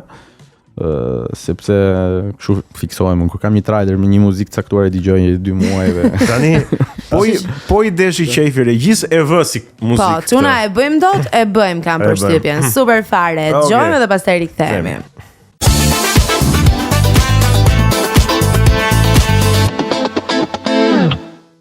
Ku e la me ku na mbeti, prap me Egonin edhe me Bjordin në Kinotek për të vazhduar me bisedën. Ku e lam? E lam tek Croissant Bono që i falenderojmë po. Që na ëmbëlsojnë edhe po ma bën me sy. Cila po ta bën? Bjordi do në një croissant? Të betohem nga 2 sot nga këto. Nuk e dija që ju e kishit me që ti ke ngrënë 2, unë do ta ha një me lejon. E do një të tret? Po, pastaj, po realisht kam ngrënë 2 sot, jam tu klas. Ha, Egon, zgjidhe. Jepi. Ato me pistakio aty. Këtë jam. Ishte smori ato që dua. Duket me vërtet duket sikur bëj reklam, po nuk është reklam, ëh. Nga fix te sot 2. 2 sot, ju bëft mirë. Faleminderit. Shumë faleminderit. Tani, ne po e hapim, do e mbërsojmë, ndërkohë që do vazhdojmë bisedën. Po flisim për filmin e preferuar, nuk e tham dot. Filmi e preferuar nuk e tham, do të them një emër, dua të them filmi i preferuar The Lion King. Pse? Wow. The Lion King ka qenë filmi i parë që unë pash në një sallë kinemaje në 1994. Dhe në Itali. Në Itali, okay. E sa vjeç i bie ke qenë ti atë? Në 94 kam qenë 6 vjeç. Ti e pas ke parë premierë, më duket. Tani nuk e di është dita e premierës, por ka qenë gjëja e parë që unë pash në një ekran të madh dhe ka qenë filmi që më ka bërë të dashurohem me atë sallë. Dhe si e kujton ti atë ditë? Unë majmen nga atë ditë, majmen mamin tim që qante kur vdiq Mufaza. Edhe do ta maj mend gjithmonë sepse ishte hera e parë që shifja të rritur, që po shifnin një film vizatimor, edhe e përjetonin. Edhe aty deri atëherë unë shifja kukullat në televizor, filma më të thjeshta për fëmijë, dhe aty thash, okay, ç'a po ndodh, pse po preken këto njerëzit. Dhe po, besoj për një arsye afektive The Lion King është. Okej, se ka edhe një kujtim shumë bukur nga pas. Ajo që besoj të gjithë kemi kuriozitet të dim, është si nisi kjo lidhja jote me kineman, me filmin, me regjizurën. Lindi kur kam qenë shumë i vogël, si një fëmijë emigrante, detyrohesha të rija në shtëpi shumë orë vetëm. Mami punonte, unë nuk e kisha babin aty kur kam qenë i vogël, dhe gjëja më e mirë që bëri mami im ishte të më blinte një nga ato VHS VHS kasetat, do të thonë që lexon kasetat edhe vjen film. Më bleu atë gjën edhe avash më mbushi librarin me kaseta, me filma. Dhe unë rria gjithë ditën e ditës duke parë filma. Shifja filma, krijoja, pastaj luja në bazë të filmave që kisha parë, krijoja ato lojat e mia. Dhe e kuptova shumë shpejt se çfarë ishte filmi. Domethënë nuk isha i gënjur nga magjia e filmit. Dia që ishin disa aktorë që bën filma të ndryshme. Edhe kjo në të kundërt nga ty mendoja që po ti shkoja nga mbrapa televizorit e ta hapja, të nxirja në një ring. Unë këtë gjë më mend që i vogël që unë e dija që okay, ai Jim Carrey është edhe Ace Ventura, por është edhe The Mask, edhe po flas po marr një emër nga viti 90 me që jemi aty. Dhe thash okay, kjo është gjëja më e bukur në botë, dua ta bëj edhe unë. Si ka mundësi është njëherë është superhero, njëherë është i keq, njëherë është dhe që aty thash okay, këtë do bëj. Momentin e parë që pata mundësi të kem një kamerë në dorë, u dashurova me atë gjën edhe më men ka qenë një sonjë ndikam kam qenë 11-12 vjeç që kanë sjellë ca kushërinë në një event familjar dhe nga aty unë rija vetëm me atë kamerën, vetëm gjiroja, gjithë ditën vetëm gjiroja, se ja kisha marrë atyre. Dhe në një mënyrë të natyrshëm, unë e gjeja veten gjithmonë në përsete. Duke u rritur, duke frekuentuar njerëz që merreshin me këtë punë, sa kisha mundësi në Itali, shkoja në një set, punoja, bëja çfarë kisha mundësi, domethënë futesha edhe falas, bëja asistentin, maja kablat, se jetoja shumë afër Milanës edhe kisha fatin që shumë shok kishin ose familjar që punonin në Mediaset ose miq, kështu që ka qenë fat, por jo vetëm fat, më thonë e kam tërheq vetat e fatin, kam përshtypje të kinemas. Me pak fjalë ke vjedhur profesionin. Po, është vetëm një mënyrë për ta mësuar një gjë mirë. Po, për mua këtë shumë zanate, por kjo në veçantërisht është një gjë që duhet ta mësoj një profesionist. Duhet të rish me një person që bën këtë gjë, ta shohësh, një sfaccettatura që mund të ketë kjo punë, detajet dhe unë pa ta fat edhe në Itali, po sidomos këtu në Shqipëri që kur erdha shumë kineast dhe shumë profesionist të këtij zanati më kanë afruar dhe kanë pranuar të ndajnë me mua eksperiencat e tyre dhe atë gjën që do e bëja në shkollë, që dikush do më mësonte si ta bëja, unë e kam bërë në set, që i vogël. E them, nuk do të dal arrogant, por mendoj se me mua kanë ndodhur pak e kundërta kur bëhet fjalë për formimin, se zakonisht njerëzit në këtë zanat paguajnë shumë lek për të bërë shkollë, sepse janë shkolla shumë të shtrenjta. Kurse unë kam qenë shumë e fat sepse sa herë kam bërë shkollë, jam paguar. Pra, unë e quaj çdo prodhim timin nga i pari deri sot gjithmonë si një klasë. Unë kam mësuar, gjithmonë kam mësuar duke bërë atë gjën. Edhe kam fituar eksperiencë për projektin e radhës.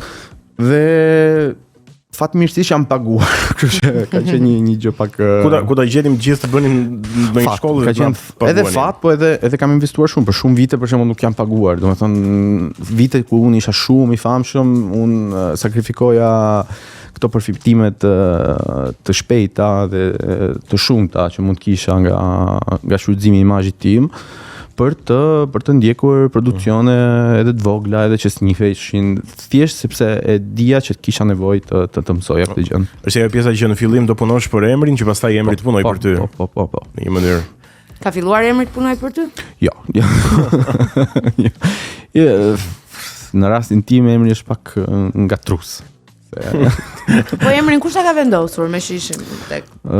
Motra kishte qef atëre Bjorn Borg, që ishte një tenisti më mirë në botë atëre, suedez, po. Dhe sipas qefit të saj e modifikoi bëni Bjordi. Interesante. Ti the që ke jetuar pranë Milanos. Po, në Lecco, në liçenin e Komos. Në liçenin e Komos. Po pse nuk je me Milanin ti bëj me Juventusin? Ka histori dhe kjo, se isha fan si Roberto Baggio kur isha i vogël dhe i nga Milani kaloi ke Juve dhe unë u bëra me Juve. Pastaj ngelat. Jo nga Milan, se më mend që Roberto Baggio ka qenë arsyeja. Interesante. Po e ke ndjek futbollin të pakën kur ke qenë aty në Itali gjatë asaj kohe? Po, kam ndjek edhe deri para 2-3 vite, e ndiqja pak më shumë, këto 3 vitet e fundit shumë pak. Po, janë angazhime të shpuna, janë të gjitha gjërat në fakt. Ka një gjë shumë interesante për të rikthyer prapë tek filmi. Tani filmi Loja e fundit flasim gjithmonë, që do të shfaqet në kinemasin e Plex Premier në 12 shkurt.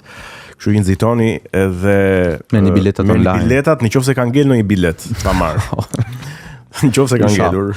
Filmi ka shumë gjëra interesante që të mos e kufizojmë po themi. Po një nga gjërat më interesante nga këndvështrimi ynë tani, pra imi dhe i Violës. E tha mos rrinte do të petën. Nuk që jeni ju të dy. Që e kemi thënë. Që jemi edhe njerëzit besoj e kanë parë në trailer. Po. Ishte një përvojë shumë e bukur. Ta bëj unë një pyetje. Çfarë përjetove kur erdhe edhe xhirove me ne? Si të duk seti? Tani nuk e di, Të ta them gjithë historinë, jepi. domethënë si nisi kjo e gjitha, ishte një bisedë me Klaudian, e cila ma propozoi, më tregoi pak a shumë, po them, skenarin dhe ma propozoi si ide që së bashku me Violën të merrnim pjesë në një skenë shumë të vogël, po them, aty. Një cameo. Një cameo, kështu i thon, okay. Dhe në fillim më duk pak e pabesueshme, se thash, po mirë më që ne jemi gazetarë, kupton, domethënë ndërkohë që mendoja që nuk kishin mbaruar aktorët ende. Edhe për skena që mund ishin për cameo. Por pastaj e raha mirë, thash që ide shumë e bukur, edhe më pëlqen, edhe po ja konfirmova Klaudius. Edhe dolët shumë bukur. Pastaj folëm me asistenten, na dha datën, ditën, vendin, të gjitha, edhe Po ishte bukur, ishte shumë bukur. Edhe erdhëm. Ju Ishte të kompleksova pak më duket atë ditë. Se ta kërkova Jo. 2 herë më Jo. Unë bëra gati. Po nuk ma merr të mendja që bëshin aq shumë dubla për 20 sekondë. Edhe bëm pak, ë? Okay. Bëm pak dubla. Kemi nuk e di sa dubla kemi bërë, 10 ndoshta. Mirë, ju keni 10. bërë mjaftueshëm, por me ju ka qenë çështje teknike, se ka qenë lokacioni pak i veçantë, le të themi, të çuditshëm, por nuk më kompleksove për një arsye, sepse unë mendova që okay, po shkoj në një skenë xhirimi profesionistësh tani. Kështu që çdo gjë që do të thotë regjizori ti do ta bësh, siç ta thotë regjizori. Pra, he's the boss there. Okay, mirë bëre që e bëre kështu, por nuk është kjo arsyeja që duhet ta bësh. Nuk duhet ta bësh sepse regjizori është the boss, e ta bësh sepse ti je regjizori, thjesht din. Pak po prandaj duhet nuk më pëlqen kjo asnjëherë kur thon e bëj ti je shefi, do ta bëj si don ti. Un kam qejf që ta kuptojmë pse duhet ta bëjmë ashtu. Kur e dim të dy pse po e bëjmë atë gjë në atë mënyrë që po ta them unë, atëherë nuk ka nevojë as të drejtoj. Ndodh që aktorët refuzojnë batutat? Ka lloj aktorësh, ka lloj komplekse midis aktorëve, edhe po disa njerëz edhe disa aktorë edhe mund të thonë ndonjëherë jo, po pse ta them kështu, nuk më përket mua, nuk më. Ne jemi tolerant gjithmonë kur një gjë kërkon skenari që duhet të jetë ashtu edhe duhet të thonë ashtu, atëherë po, kam ngulin që dëgjoj. Tani ti ke parë shëzgjërime edhe në Itali. Aty ka nisur eksperienca. Ndodhe njëjta gjë, pra i njëjta tolerancë. Po, varet gjithmonë nga produkti. Ke disa produkte që duhet t'i rish skenarit strikt, ka disa që lejon të japësh hapësirë aktorëve. Në rastin tonë është i mix. Ne kemi artistë shumë të mirë, për shembull kemi Akilin që ka nevojshme të improvizoj, sepse është humorist, është komedian, edhe sigurisht që duhet ta lejosh të shpreh, nuk mund t'i thush okay, ri vetëm këtu se për ndryshe pse morëm atë. Është varet nga dishmëria e autorëve, se sa duhet i lejosh edhe sa mund t'i marrësh, sa mund t'i japësh. Një nga skenat që është mendon ti ndër më të arrira në të gjithë karrierën. Jo te ky film, në gjithë karrierën. Pra, një moment që e ke fiksuar, e ke shënjuar në mendje, si kjo ishte perfekte. Besoj, nuk dia më mend një skenë specifike, por besoj që ka ndodhur tek seriali Një dopje histori. Sepse tek ai serial un kam pas një liri, mbasi edhe më shumë se ç'duaj, të isha edhe shumë i ri dhe kam pas shumë liri të eksperimentoja tamam në regji, në lëvizje kamere, në koncept. Edhe në qoftë se kam bërë diçka që kam thonë, okay, më pëlqen, mbasi ta shoh duke parë sot është një budalli, por se di. Te ky filmi ka disa skena të mira, prandaj nuk di të zgjedh. Okej, bëhet vështirë. Ko që ta pyesim një regjizorin më Viola. Ne jemi në çik. Jeni, se përndryshe do ju prisja nga. Bëkemi. Mirë, okay. Ja, po tani. Të paktën me piano s'do merrem se jam Jo, unë u habita Bjordi, u habita se u futa para cakosh, nuk e di pse për çfarë arsye, po prisja nuk kishte sharë ndonjë njerëz për ndonjë. Gjë, thash ta kontrolloj emrin, mos na del ndonjë gjë. Dhe shof Viola Gremi IMDb. Wow, kemi dalë. Po si del në këtë në IMDb? Është në çdo prodhim regjistrohet filmi, kasti dhe ju jeni pjesë e kastit zyrtarisht. Kështu që keni tani si na duket Star Movies. Jo, Movie Stars. Kështu fillohet. Unë kështu fillova, më ftu një herë në radio në Itali, 16 vjeç edhe 2 javë më vonë kisha emisionin tim radio për muzikë. Kam afin shanset na bëjnë, na japin. E vërtet. Mundësi të bëjmë atë që bëjmë atë që mbase nuk e dinim që na pëlqen të bëjmë.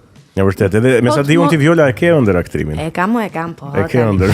Po të mos ishe bërë regjisor, çfarë do ishe bërë? Kur ishe vogël doja të bëhesh aktor. Pjesë e skuadrës Juventus. Portier. Jo, e vështirë, shumë e vështirë. Nuk e imagjinoj dot veten jashtë kësaj gjë se Pa imagjinoje një herë. Mbase do bëja diçka lidhur prap me artin, mbase vizual.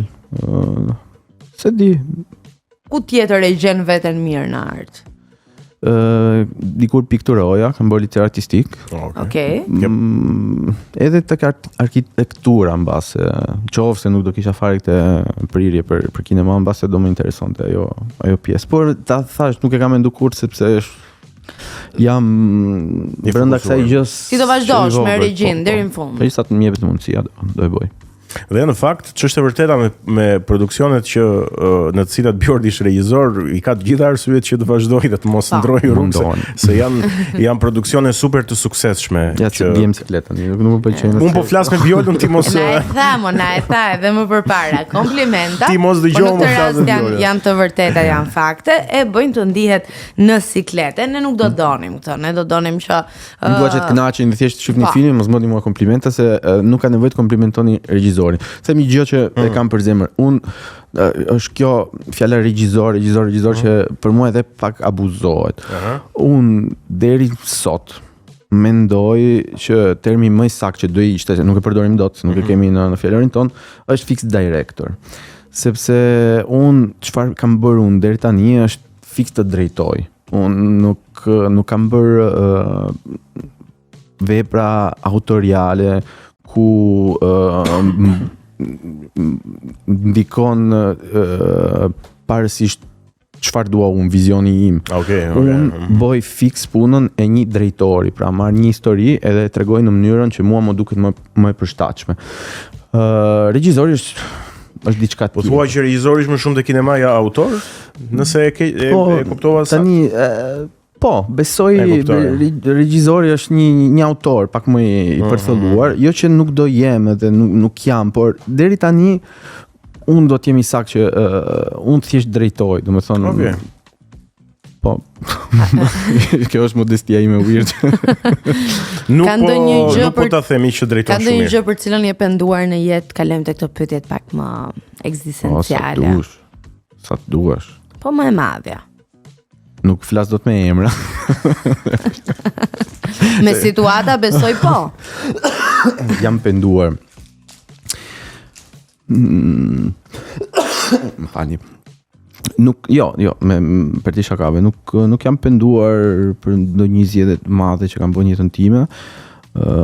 Jam penduar për gjëra të vogla, kam bërë jam penduar që kam zgjedhur mbase këtë lokacion për të gjëruar sepse Po që je kthyer në Shqipëri e penduar? Jo, nuk jam penduar për kthimin në Shqipëri sepse kam bërë me domethënë prapë më ka sjell aty ku jam sot. Sot jam i lumtur. Mendon që në Itali mund të ishe më mirë, po them profesionalisht në këtë fushë ku je si regjisor. Do punoja, po është një treg komplet ndryshe. Të arrish do bëj sigurisht që do arrija të bëja filma siç po bëj, por mbase do më duhesh edhe një 10 vjeçar tjetër. Do më duheshin kontakte tjera, do ishte një punë tjetër. Këtu puna është kam filluar këtë zanat kur edhe vetë tregu këtu po ndryshonte, pra kam qenë pjesë e ndryshimit edhe ka dhënë satisfaksione të tjera kjo gjëja. Në Itali do isha një nga base. Edhe këtu jam një nga, sigurisht se jam i miri, por po them gjithsesi jemi një brez që po e bëjmë këtë gjë. Mirë keq jemi. Në Itali unë nuk e gjej më veten. Ju them nuk shkoj më me shumë qef. Më mungon Italia për gjërat e vogla të saj, por nuk Ore, çka ka kjo Italia që për gjithë këta që kthehen nga Italia dhe kanë jetuar shumë vite atje ose kanë studiuar, u ka dalë nga qefi. Ke të drejtë, se nuk e di sa herë kam dëgjuar këtë gjë. Jo, megjithmonë e kam. Çka ju ka që Italia? jetoni këtu për gjithmonë, për gjithë jetës, Po? nuk mbase nuk i vini re se sa shpejt dhe sa në mënyrë interesante Tirana evolon. Pra, për mua që kam jetuar në një vend që është një nga vendet më të bukura në botë, por që ka dekada që nuk ndryshon asgjë, qoftë në lifestyle, qoftë në urbanistik, që është një shtet që ka 3000 vite që është ndërtuar, le themi, po e përpëlizoj. Dhe nuk më ngop ajo gjë, duhet gjesh vendin tënd, edhe po e gjetë e mirë mund të jetosh me ato. Kurse këtu nuk ka akoma rregulla. Nuk bëhet e mërzitshme këtu. Nuk bëhet akoma e mërzitshme. Këtu je pjesë e ndryshimit, këtu të stimulon më shumë çdo gjë që bën, mbase nuk e ke atë përfitimin e komoditetit të shtetit italian, por unë nuk e kam kërkuar asnjëherë atë gjë. Interesante. Për mua është më shumë kjo gjëja që bëjmë njerëz të rinj që krijojnë, që duan të bëjnë, kanë këtë gjë. Edhe kjo pjesa e ankesës që duan më të mirë për shtetin tonë, edhe kjo është një gjë që në Itali nuk ka më. Domethënë ankohen, po ankohen njësoj si që ankoheshin para 40 vitesh, sepse do ankohen gjithmonë. Tu ankohen sepse një ndryshim po e bëjmë.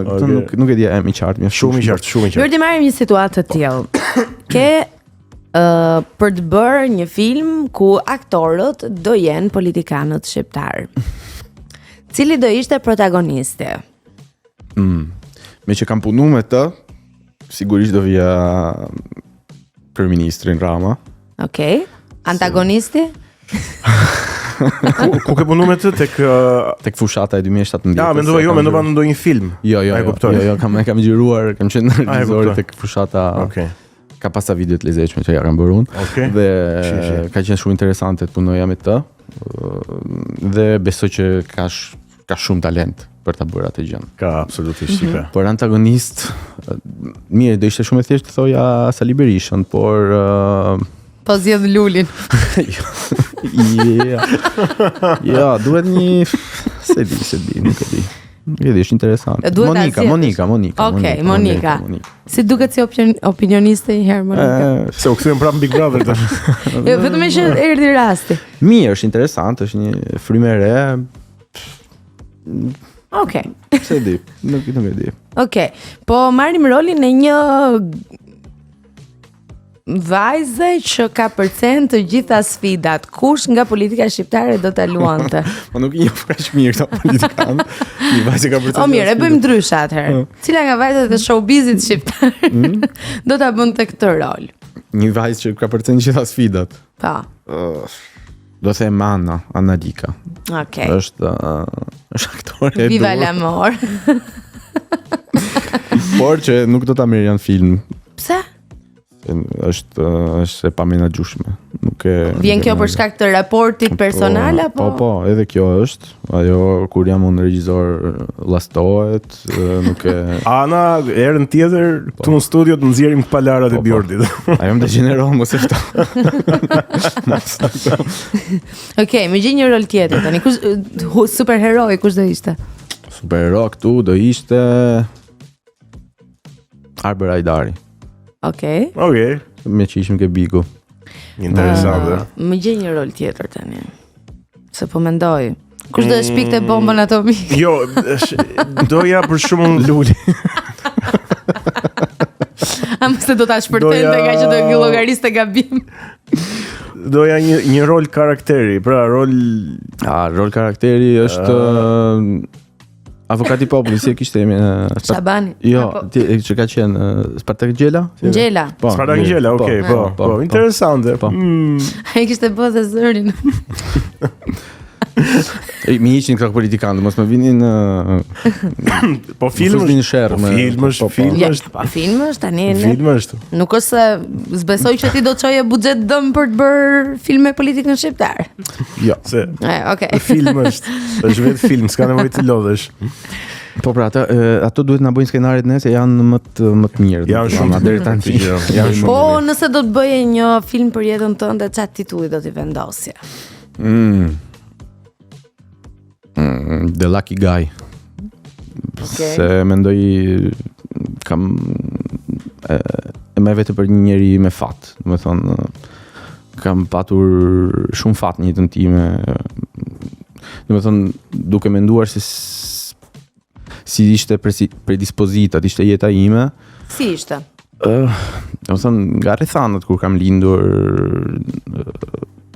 është histori shumë e gjatë, por mendoj që duke e nisur me dizavantazh siç kam nisur unë, kam qenë shumë e fat për të arritur ku jam sot. Mendoj që gjatë jetës, edhe pse kam patur shumë fatkeqësi si gjithë, po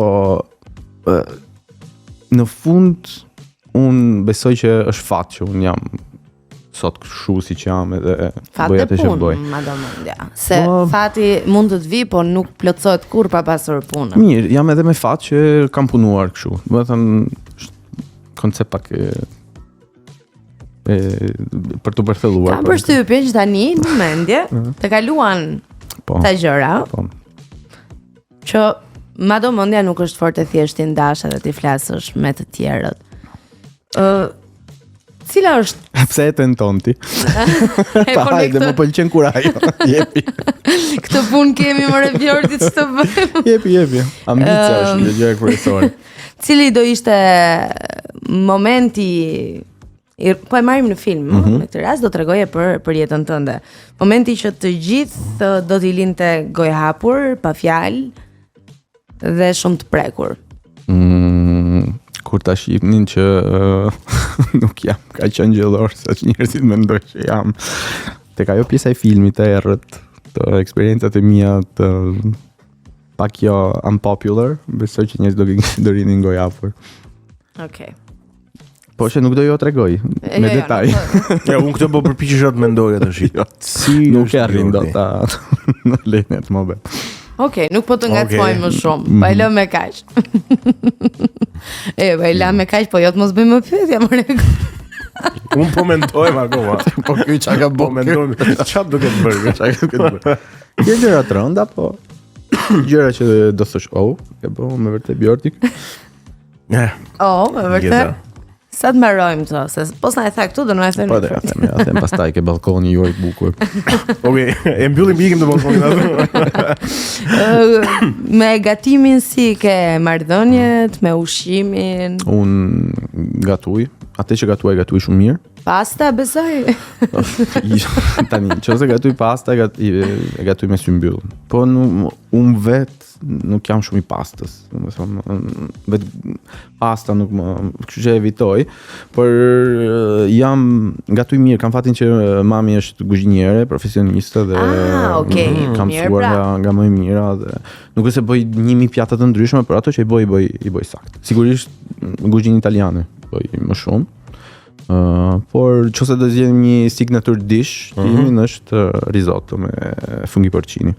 Super fare. I thjesht, por atë e bëj më mirë se çdo njeri që. Më mirë të bësh gjëra të thjeshta dhe ti bësh mirë se sa të tentosh tek të komplikuarat. Se po të pyes për këto gjëra që janë jashtë asaj që ne mund të shohim që është filmi. Dhe të njohim pak edhe në jetën e përditshme. Cila është gjëja e parë për shembull? Jo që bën në mëngjes, se kjo s'bën sens. Po.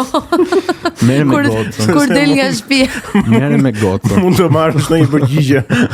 Jo, tani ka një vit që unë gjëja e parë që bëj në mëngjes është ri me gocën 2 orë. Kujdesem për të se zgjohet shumë herët. Dhe e keni çuar në çerdhe apo jo? Jo. Ende jo. Është e Nuk e vogël. dia du ta çoj apo jo, se s'ma bën zërma, du ta kem afër gjithkohë. Se bëj shaka. Dikush duhet ta mbajë se ju. Po. Prandaj. Gjëja e parë varet se viti im ndahet në 2 pjesë zakonisht. 6 mujore që un punoj me një produksion edhe 6 mujore tjetër që punoj për produksionin tjetër që do vi. Pra rutina ndryshon edhe nuk e kam një gjë për të përditshme. Por kam një rutinë që në mëngjes, me që zgjohem gjithmonë nga ora 5:30, organizoj mendërisht ditën time, që unë kur të dal pastaj jam vetëm duhet të ekzekutoj. Zgjohesh se nuk e zhbën? Jo, unë kam një zgjedhje. 7-8 vjet që unë zgjohem në 5:30 pazile, më është mësuar trupi. Tani këtë muajt e fundit goca ma ka shkatruar te orarin, por orari im zyrtar ka qenë gjithmonë 5:30. Interesante, që nge bërë emision mëngjesi ti. Beson ti tek kjo që thonë që njerëzit që zgjohen herët bëhen suksesshëm? Nuk e di, jo. Në varet. Ka njerëz që po Jo, zgjohen mos e kam ja 5 vjet që zgjohen shumë herët. Jo, S'ke bërë Prokopini atë. Ka njerëz që provozojnë herët nuk funksionojnë për 3 orë se nuk e marrin dot veten. Unë funksionoj, mua më duhen pak orë gjumë. Edhe mëngjesi për mua kam nevojë ta shoh unë diellin që dali, nuk e di, kam si fiksim, më duket sikur kam arrit vonë. E kam vënë re që kur zgjohesh herët je më produktiv. Po, ke më shumë kohë për mua që të paktën të organizosh atë ditën, që ta dish, okay, sot kam këtë, edhe kur del nga shtëpia vetëm i ekzekuton. Nuk është që zgjohesh, okay, është ora 8:30 do të ke puna, pastaj që nuk ke kohë të ta elaborosh. Kurse un kam atë përgatitjen dhe thjesht ekzekutoj deri në darkë. Pastaj flej herët ose. Okay, mirë pra. Se ke orare të rregullta të gjumit, gjithçka është e mundur edhe nuk është mundon shumë. Daljet në blok kështu besoj e kam mbyll punët me ato. Un kam harruar edhe emrat e lokaleve të blokut, e beson apo jo? Sot po mendoja që kam qenë në fat që kam përjetuar atë jetën e natës Tiranës para 10 Po nuk është më si dikur. Nuk është, këtë po them. Sidomos pas pandemisë, pandemia e goditi shumë fort. Unë atë po mendoja, nuk bëhet më besoj ajo jeta e natës që bëja. Tani s'do e bëja dot nëse s'kam energji, po tani edhe unë kam shijuar. Tani edhe unë 3 muaj pa dal, po herën e fundit që kam dal nuk më duk njëjtë, nuk më duk njësoj. Unë tani se konceptoj do të dal mas orës 8 nga shtëpia. Si ndryshua ka jeta e njeriu, po do. Nuk ma bë më sy asnjë lloj lokali as Filma. Në çfarë ore nisin filmat? Hapet kinemaja në shtëpinë tuaj? Nuk marrë. Tani këto kohë të fundit televizori është i pushtuar nga goca, që nuk shef televizor, se është shumë e vogël për ta parë, por ka qef Lilo dhe Stitch. Ka rastisht. Kush nuk e ka shef atë? Jo të riun, domethënë atë të vjetrin të 2000-shit. Ajo nuk shef asgjë, nuk e tërheq vëmendjen, edhe jam i lumtur për të gjën që nuk e don ekranin. Por po i vure Lilo dhe Stitch, ajo dashurohet, edhe nuk do Stitchin, po do Lilon. Sa herë del Lilo shef kështu edhe ri, besoj lun, ri me librat e veta, por taketa aty është, kështu që filmi fillon në mëngjes deri në darkë është Lilo e Stitch. Unë dhe Ana kemi filluar ta i dim batutat kaq shumë, kemi gjuar kaq shumë se rim në shtëpi, ajo bën punë, tu bëj diçka dhe ndërkohë që jepet filmi, ajo thot batutat e veta, unë them batutat e mia, gjithë e na shef gota kështu, si ka mundësi që Ohana do të thot familje dhe familje do të thot që askush nuk mund të braktiset apo të harrohet. Bravo Viola, e vërtet. Ne shohim italisht, po okay. E dim përmend italisht, po. Ohana significa famiglia, famiglia significa che nessuno viene abbandonato, viene abbandonato o dimenticato. Pra, kjo është nocioni i familjes. Mirë, regjisorët, si thua? Regjisorët, po i bëjmë. Do t'i bëjmë regjisorët. Hajde bëjmë regjisorët. I bëjmë regjisorët. Me zor po presim gjithë. Tani po bëjmë një gabim me emrat, o Bjort na fal. S'ka problem. Po do përpiqemi të bëjmë më të mirën tonë. Po e nisun. Alfred Hitchcock apo Stanley Kubrick? Bukur Alfred Hitchcock. Atëre, Hitchcock apo Kubrick. Okej. Federico Fellini apo Ingmar Bergman? Fellini. Okej. Megjithëse është e vështirë, po. Akira Kurosawa apo Jean-Luc Godard? Kurosawa, gjithë jetën. Orson Welles apo John Ford? Orson Welles. Sofia Coppola apo Greta Gerwig? Sofia Coppola. Catherine Bigelow apo Mund të kalosh tek tjetër. Ja, ma thuj. Ma bërën e fudi. Catherine Bigelow apo Ava DuVernay? Okej, besoj që kam parë film të kësaj të dytës. Okej, themi Catherine Bigelow. Jane Campion apo Chloe Zhao? Asnjërin, as tjetrën. Chloe, hajde. Okej. Patty Jenkins apo Celine Sciamma? Nuk e njoh këtë të dytën, po atë do zgjas se Patty Jenkins nuk e shoh dot me sy. Nuk e dua si regjisore. Tarantino apo Nolan? Tarantino. Nolan është një mohabet në vete. Okej. Po pse u burn? Mos më bëj të flas për Nolan. Po jepi fol. Nuk dua të flas për Nolan. Çfarë ka që shkon? Do armicoj gjithë fanbase-in. Ka edhe Unë nuk ne e dua këtë Nolan. duam. Ne po presim në fakt edhe filmin e ri të Që duhet të jetë filmi i fti më i mirë, sepse është një histori që ne e njohim. Dgjoj, Nolan për mua është pak mashtrues. Oh, Nuk si mund ta formuloj pa dal nëse na bëre Idiot. kurioz. Po ti Dgjoj. Çdo film i Nolanit ka një gjë. Ka një temë. Dhe ngre një hype mbi një temë që njerëzit për të cilët njerëzit ka një koncept jo shumë të përthelluar. Dhe bën një film super të bukur, i realizuar në mënyrë perfekte, ka një linguazh që nuk e kritikoj dot, është regjisor fantastik, ka lëvizje kamere që vetëm janë shkollë. Por unë kritikoj storytelling e tij. Domethënë gjithmonë rrotullohet filmi mbi një zgjidhje që në fund nuk vjen kurrë. Marr Interstellar për shembull. Okay. Me Leonardo DiCaprio. Jo. Matthew McConaughey. Po, Matthew McConaughey. Interstellar është shumë i bukur. Është një film që ti e ndjek nga fillimi në fund sepse thu çfarë historie po na tregojnë, ku do me dal. Janë ca tema që njerëzit i kanë dëgjuar këto vitet e fundit, jo vrima e zezë, jo koha që është relative, kanë disa koncepte që i kanë dëgjuar i çik këtu, i çik aty. Ai i përdor në një mënyrë shumë të bukur këtë gjë, por në fundit nuk të jep një zgjidhje. Në fundit çdo gjë që ka ndodhur në atë film ka ndodhur nga fuqia e dashurisë. Po përdor një shembull shumë banal të Interstellarit. Këtë gjë e ka bërë në çdo film. Tek The Prestige, ai ngren një hype shumë është historia shumë e bukur, sfida këtyre të dyve, si do ja bëj, si dreqin e ka gjetë ai që klonohet edhe edhe në fund fare jep një zgjidhje që është magjike. Mua kjo më duket pak si tallje. Domethënë të ngren ekspektativa në një mënyrë fantastike për t'i dhënë një zgjidhje pastaj në fund që ndodhet edhe tek Oppenheimeri për shkakun. Oppenheimer është ndryshe sepse është biografik. Është biografike, edhe nuk e çfarë biografike. Edhe aty deri diku për mua Oppenheimer nuk më ngopi. Dhe shkova deri në fund atij filmi, është trajtuar në mënyrë fantastike, po në fund E kuptoj. Ai gjë që srri.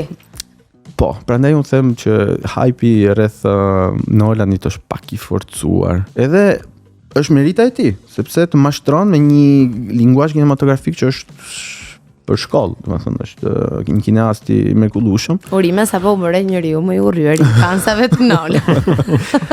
Po presim atë Odiseun do ta shohim, në fakt se më bëre. Odisea do jetë i bukur. Do ta shohim tani përmes kësaj perspektive që sapo më dhe ti. Po jo, por unë mendoj që Odisea nuk do ndodhi ky problem, sepse Odisea është një histori që fillon dhe mbaron dhe ne e dimë se si fillon dhe mbaron. Okay. Por shembull edhe tek Dunkirk. Po. Dunkirk mendoj që është një nga filmat më të bukura të Nolanit, pikërisht sepse nuk ka nevojë për një narrativ, nuk është se fillon një histori dhe mbaron. Ai është thjesht pure kinema, të tregon, ta jep një gjendje ndryshe, të tregon një gjë tjetër. Por kur bëhet fjalë për një histori që duhet në fund të japi një zgjidhje që ti thosh ai aty të mashtron pak për mua. E kuptoj. Vazhdojmë poshtë pas Christopher Nolan. Më fal, jam unë të shi. Ne kemi shumë herë. Denis Villeneuve apo David Fincher? David Fincher, Okej. Bong Joon-ho apo Taika Waititi? Waititi. Taika është du shumë, por sigurisht Bong Joon-ho është maestro absolut. E vërtet, absolutisht është super regjisor. Wes Anderson apo Paul Thomas Anderson? Paul Thomas Anderson.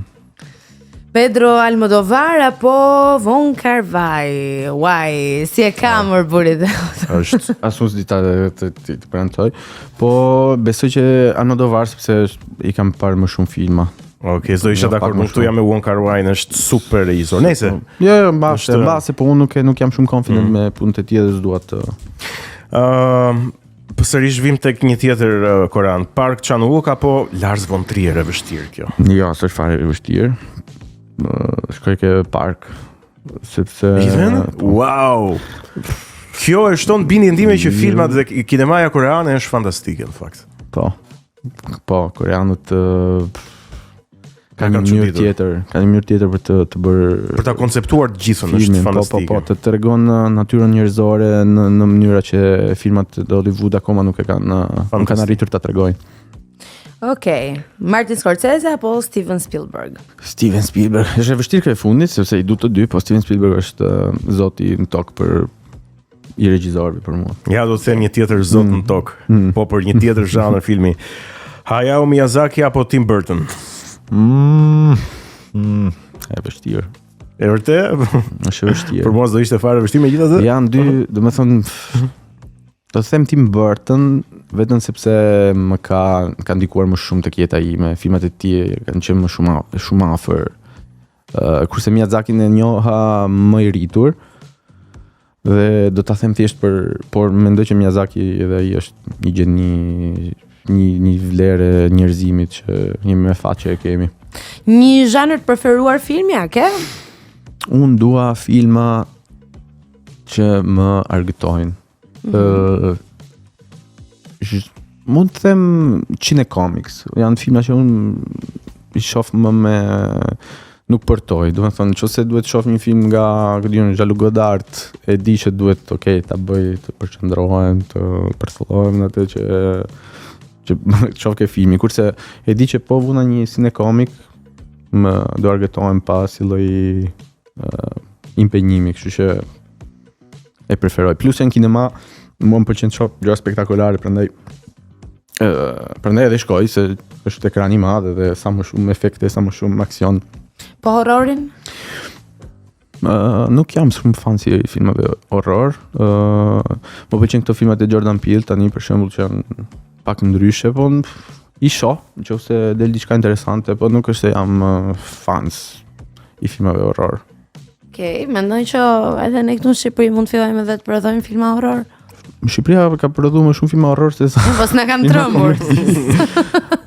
Jo, çdo vit bëhet një film horror këtu në Shqipëri, një tip indie, sa dush bëhen. Po se janë edhe filmat më të thjesht realizueshme zakonisht, janë ato që kanë buxhetet më të Okej, ja këtë nuk e di, mendoja që kushtonin më shumë filmat horror. Jo, historikisht filmat horror janë me buxhet të ulët, ka edhe ato sigurisht ato kolosal horror, po majnë për buxhete të ulta. Çuditshme. Film horror. Të duhet vetëm gjak, çfarë do duhet? Po sa kushton gjaku? Shumë pak. Shumë pak. Do bëjmë një film horror. Bëjmë. Sepse është e thjesht, jo sepse ka kosto më pak, është e thjesht sepse struktura e një filmi horror është shumë më e menaxhueshme. Domethënë mund ta bësh një film horror që zhvillohet në një zonë si kjo. Okej, nuk ka nevojë për ndonjë rekvizit. Kur gjen Chelsea për të trembur njerëzit, vlen çdo gjë në një film horror. Edhe është e bukur e filmave horror është kjo. Që ka rregulla, kurse një film romantik ti duhet se s'bën të kesh një zhvillim, një fillim, një zhvillim, një fund që duhet ta tregosh në atë lloj forme, ka nevojë për lokacione, ka nevojë. Kurse horrori s'ka rregulla. Në fund fare Bjordi, një ftesë për publikun, çfarë duhet i bëj ata të vinë në kinema, edhe pse do i kenë marrë gjitha biletat. Hajde në kinema sepse është një film që do ju argëtoj. Është një film që do ju tregoj një histori që se keni parë asnjëherë. Është një film që do ju bëj të qeshni shumë, do ju bëj edhe të qaj, të qani.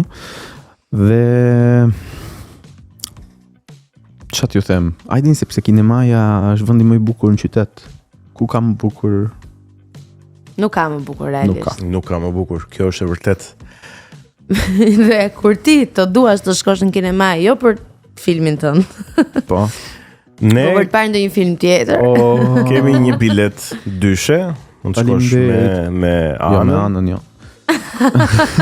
Herën tjetër Ana këtu do nxjerrim të palarat e Bjordit. Jo, Ana shef filma Po më mos di dhe ti filmin, thuaj do kam bërë një surprizë. Kur të duash është bilet pa datë, mund të shkosh kurdo që është filmi yt i preferuar, tani pas 3 muajsh, ku diun pas një viti dhe ta shijosh.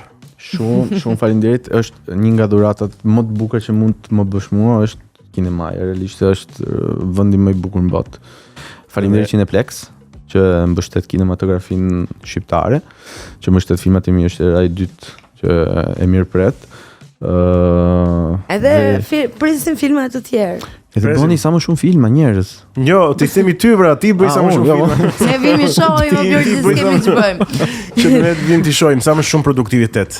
Të falenderojmë shumë që ishe pjesë e Kinotekës edhe urojmë shumë suksese, gjë për cilën ne jemi të bindur që do ta keni edhe me këtë film. Faleminderit, shpresojmë. Ju miq të Kinotekës, e dini që ky është momenti që ne kemi arritur në fund, por mos harroni që takimi i radhës është të mërkurën tjetër në orën 17:00. Deri atëherë, qëndroni të sigurt, të lumtur edhe të buzëqeshur. Mirupafshim dhe miru takofshim. Mirupafshim.